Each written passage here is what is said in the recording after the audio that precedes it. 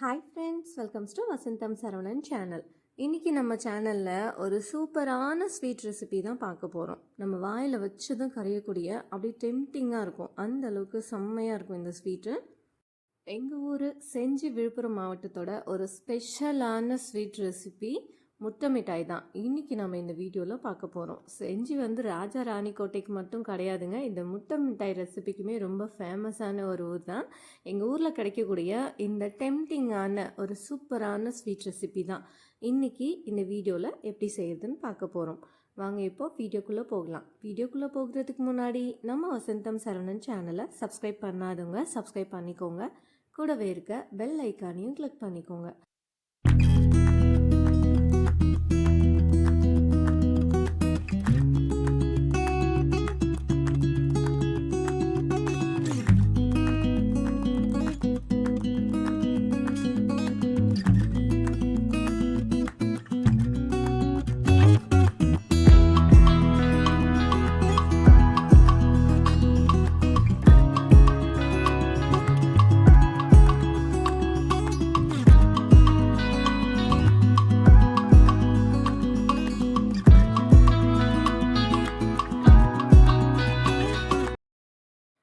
First இந்த முட்டை மிட்டாய் ரெசிபி செய்கிறதுக்காக ஒரு பவுல் ஒன்று எடுத்து வச்சுருக்கேன்.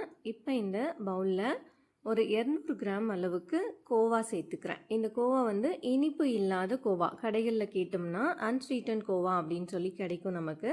சப்போஸ் இந்த கோவா உங்களுக்கு கிடைக்கல அப்படின்னா நம்ம வீட்லேயே பாலை நல்லா சுருண்டை காய வச்சு பால் கோவா கன்சிஸ்டன்சிக்கு நம்ம ரெடி பண்ணி வச்சுக்கணும். சர்க்கரைலாம் எதுவும் சேர்க்காம கொஞ்சம் நல்லா செமி சாலிடாக நம்ம வச்சுக்கணும். இப்போ நான் சொல்கிற இந்த அளவுக்கு 1 லிட்டர் அளவுக்கு பால் நமக்கு தேவைப்படும். இந்த 200 கிராம் கோவா கிடைக்கிறதுக்கு 1 லிட்டர் அளவுக்கு பால் நமக்கு தேவைப்படும். இப்போ அடுத்ததாக ஒரு மிக்சி ஜார் எடுத்து வச்சுருக்கேன். இப்போ அதில் 200 கிராம் அளவுக்கு சர்க்கரை சேர்த்துக்கிறேன். கோவா எந்த அளவுக்கு எடுத்துக்கிட்டோமோ அதே அளவுக்கு சர்க்கரை. இப்போ அதோட 2 ஏலக்காய் சேர்த்து வச்சுருக்கேன். இப்போ இதை நல்லா ஃபைன் பவுடராக அரைச்சி எடுத்துக்கலாம். இப்போ சர்க்கரையை அரைச்சி எடுத்து வந்தாச்சு. அரைச்சி வந்த இந்த சர்க்கரையை நம்ம கோவா எடுத்து வச்சுருக்கோம் இல்லையா, அது கூட சேர்த்துக்கலாம். இப்போ அடுத்ததாக இது கூட 6 முட்டை எடுத்து வச்சுருக்கேன். அந்த முட்டையை உடச்சி நம்ம இது கூட சேர்த்துக்க போகிறோம். இப்போ இந்த கோவா முட்டை இது எல்லாமே நம்ம ஃப்ரிட்ஜில் வச்சுருந்தோம்னா அதை 1 மணி நேரத்துக்கு முன்னாடியே ஃப்ரிட்ஜ்லேருந்து வெளியில் எடுத்து வச்சு ரூம் டெம்பரேச்சருக்கு இருக்க மாதிரி நம்ம பார்த்துக்கணும். மொத்தமாக இந்த ஸ்வீட் ரெசிபிக்கு 6 முட்டை எடுத்து வச்சுருக்கேன். இப்போ இந்த முட்டையெல்லாம் உடச்சிட்டு நம்ம இந்த சர்க்கரையோட கோவாவோட சேர்த்துக்கலாம். இப்போ முட்டை எல்லாத்தையும் சேர்த்தாச்சு. இதை ஒரு விஸ்க் வச்சோ இல்லாட்டி ஒரு கரண்டியை வச்சு நல்லா பீட் பண்ணி விட்டுக்கலாம்.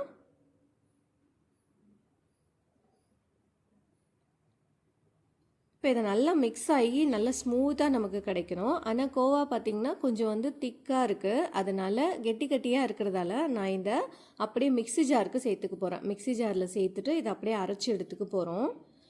இப்போ இது கூடவே 1 ஸ்பூன் அளவுக்கு வெண்ணிலா எசன்ஸ் சேர்த்துக்கிறேன்.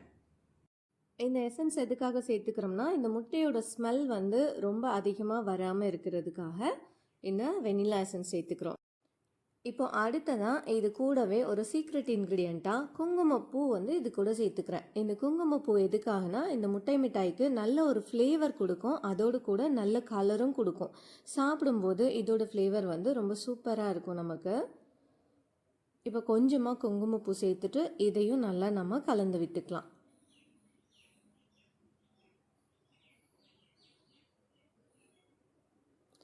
இப்போ இதை நல்லா மிக்ஸ் பண்ணி விட்டுக்கலாம். சப்போஸ் உங்ககிட்ட குங்குமப்பூ இல்லைன்னா தாராளமாக இந்த ஆப்ஷனை ஸ்கிப் பண்ணிக்கலாம்.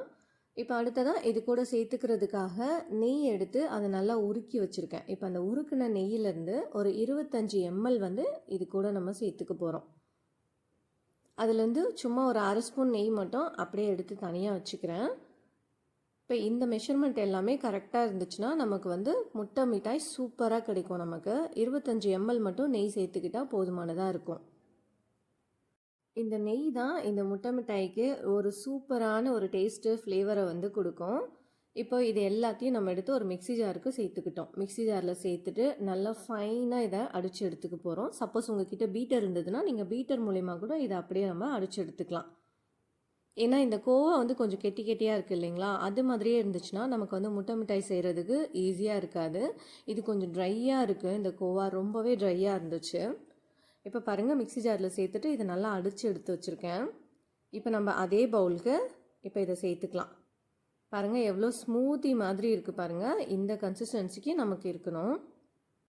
இப்போ அடுத்ததாக இன்னொரு ப்ராசஸ் இருக்குது. அதுக்காக ஸ்டவ் ஆன் பண்ணிவிட்டு இப்போ இந்த பாத்திரத்தை ஸ்டவ் மேலே வச்சுருக்கிறேன். ஸ்டவ்வை வந்து ஸ்லோ ஃப்ளேமில் வச்சுக்கணும். கண்டிப்பாக மீடியம் ஃப்ளேமில் வச்சுக்கிட்டோம்னா இது அப்படியே அடி பிடிக்க ஆரம்பிச்சிடும். ஸ்டவ்வை ஸ்லோ ஃப்ளேமில் வச்சுட்டு இதை அப்படியே நம்ம கிண்டி விட்டுட்டே இருக்கணும், கைவிடாமல். அப்படியே ஒரு ஸ்டேஜ்க்கு பார்த்திங்கன்னா நல்லா இது வெந்து நல்ல பால்கோவா மாதிரி நமக்கு நல்ல செமி சாலிடாக இருக்க பால்கோவா கன்சிஸ்டன்சிக்கு நல்ல ஸ்மூத்தாக கிடைக்கும். பாருங்கள் இந்த மாதிரி. இந்த கன்சிஸ்டன்சிக்கு வந்த பிறகு நம்ம உடனே ஸ்டவ்வை ஆஃப் பண்ணிடணும். ஸ்டவ்வை ஆஃப் பண்ணிவிட்டு நம்ம முட்டை மிட்டாய் செய்ய வேண்டிய ட்ரேக்கு இந்த பேட்டரை நம்ம மாற்றி வச்சுக்கணும். அதுக்காக ஒரு ஸ்கொயர் ஷேப்பில் இருக்க ட்ரே ஒன்று எடுத்து வச்சுருக்கிறேன். நம்ம கேக் பேக்கிங் பண்ணுவோம் இல்லையா, அதுக்கு யூஸ் பண்ணுற ட்ரேவை நம்ம இதுக்கும் பயன்படுத்திக்கலாம். இப்போ அதில் நம்ம நெய் சேர்த்துக்கிட்டோம் இல்லையா, இந்த பேட்டர் ரெடி பண்ணும்போது அதில் மீதி இருந்த நெய்யை அந்த ட்ரேயில் சேர்த்துக்கிறேன். சேர்த்துட்டு எல்லா சைடும் நல்லா வந்து தடவி வச்சுக்கணும். இப்போ அந்த ட்ரேயில் நம்ம ரெடி பண்ணி வச்சுருக்கிற இந்த முட்டை மிட்டாய் பேட்டரை நம்ம சேர்த்துக்க போகிறோம். பாருங்கள் இப்போ வீடியோவில் எந்த கன்சிஸ்டன்சியில் இந்த பேட்டர் இருக்கோ இந்த அளவுக்கு நம்ம இதை நல்லா குக் பண்ணி எடுத்துக்கணும். ஸ்டவ்வை வந்து கண்டிப்பாக மீடியம் ஃப்ளேமில் வச்சிடாதீங்க, அப்படியே அடி பிடிச்சி கரைஞ்சி போயிடும். அதோட ஸ்மெல்லு நம்மளால் சாப்பிடவே முடியாது. முடிஞ்ச அளவுக்கு ஸ்லோ ஃப்ளேம்லேயே வச்சுட்டு கை விடாமல் கிண்டிகிட்டே இருங்க. அழகாக நல்லா இந்த ஒரு பால்கோவா மாதிரி நமக்கு கிடைக்கும். இப்போ இந்த ட்ரேவை அப்படியே கொஞ்சம் டேப் பண்ணி விட்டுக்கலாம் ஈவனாக வர்றதுக்காக. இன்றைக்கி நம்ம இந்த முட்டை மிட்டாயை இட்லி பாட்டில் தான் செய்ய போகிறோம். சாதாரணமாக நம்ம இட்லி வேக வைக்கிறதுக்கு பயன்படுத்துவோம் இல்லையா, அந்த இட்லி பானையிலேயே ரொம்ப ஈஸியாக நம்ம இந்த முட்டை மிட்டாயை சூப்பராக ரெடி பண்ணி முடிச்சிடலாம். சேம் கடையில் கிடைக்கிற அதே டேஸ்ட்டு, நல்லா மெல்ட்டிங்கான ஒரு சூப்பரான முட்டை மிட்டாய் நமக்கு கிடைக்கும். இப்போ ஸ்டவ் ஆன் பண்ணிவிட்டு ஒரு இட்லி பானையை எடுத்து வச்சுருக்கேன். இப்போ அந்த இட்லி பானையில் கொஞ்சமாக உப்பு சேர்த்து வச்சுருக்கேன். இந்த உப்பு வந்து நான் ஆல்ரெடி பேக்கிங்க்கு யூஸ் பண்ண உப்பு தான். இப்போ அதில் ரவுண்டாக ஒரு ஸ்டாண்ட் வந்து வச்சுருக்கிறேன். இன்னும் வந்து இந்த இட்லி பாட் வந்து சூடாகலை. இப்போ இது நல்லா வந்து நம்ம இந்த இட்லி பாட்டில் இந்த பேட்டரை சேர்க்குறதுக்கு முன்னாடி அதை ஒரு 10 மினிட்ஸ் நல்லா சூடாக்கி வச்சுக்கணும். நல்லா அந்த இட்லி பானை சூடான பிறகு தான் நம்ம இந்த ட்ரேயை அந்த இட்லி பானைக்குள்ளே வைக்கணும். இப்போ அந்த ட்ரேயை வந்து அழகாக சென்டராக வச்சு ப்ளேஸ் பண்ணியாச்சு. இப்போ இதை அப்படியே மூடி போட்டு வச்சிட வேண்டியதான். அதிகபட்சம் இந்த முட்டை மிட்டாய் ரெடி ஆகுறதுக்கு 30லேருந்து 40 நிமிஷம் வந்து தேவைப்பட்டுச்சு எனக்கு. நம்ம யூஸ் பண்ணுற அடுப்போட ஃப்ளேமை பொறுத்து இது வேகிற டைமிங் வந்து முன்ன பின்ன 5 நிமிஷம் வேரியேஷன் ஆகலாம். இதை அப்படியே இப்போ நம்ம மூடி போட்டு சிம்லேயே வச்சிடலாம். சிம்மில் வச்சு ஒரு 35 மினிட்ஸ்க்கு அப்புறமா இதை ஓப்பன் பண்ணி பார்க்கலாம். பாருங்கள் எவ்வளோ சூப்பரான முட்டை மிட்டாய் கிடச்சிருக்கு. முட்டை மிட்டாய் நல்லா வெந்து வந்திருக்கா என்னன்னு செக் பண்ணுறதுக்காக ஒரு கத்தியை பயன்படுத்தி இந்த மாதிரி செக் பண்ணி பார்க்கலாம். யூஸ்வலாக கேக்லாம் எப்படி செக் பண்ணுவோமோ அதே மாதிரி தான், கேக் பேக் பண்ணுற மாதிரியே தான். ஆனால் கேக் வேகிற டைமை விடவும் இதுக்கு கொஞ்சம் டைமிங் வந்து கம்மியாக தான் தேவைப்படும். பாருங்கள் இந்த மாதிரி கத்தி வச்சு செக் பண்ணும்போது கத்தியில் ஒட்டாமலே வரும். எப்படி வந்துருச்சுன்னா முட்டை மிட்டாய் நல்லா வெந்து வந்திருக்குன்னு அர்த்தம்.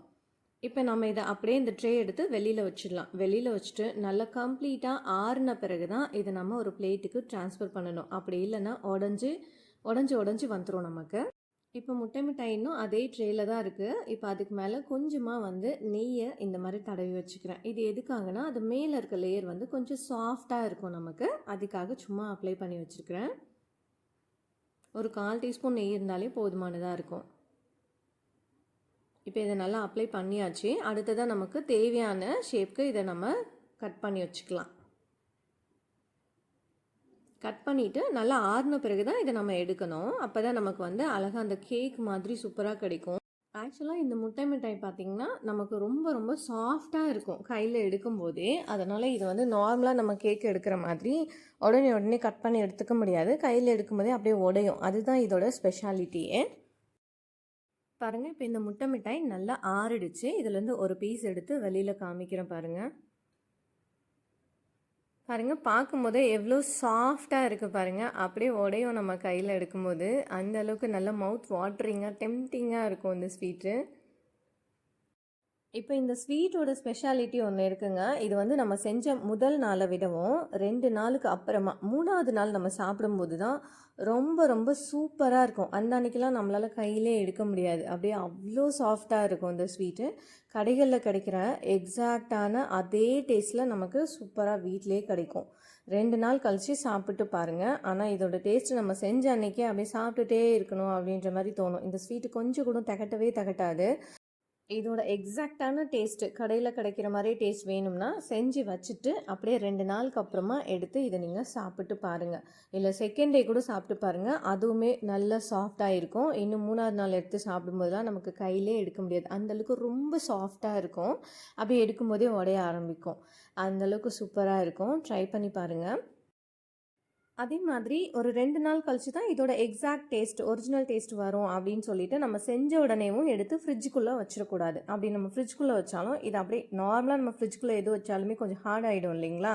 அப்போ இதோட ஒரிஜினல் டேஸ்ட் வந்து வராமல் போயிடும்.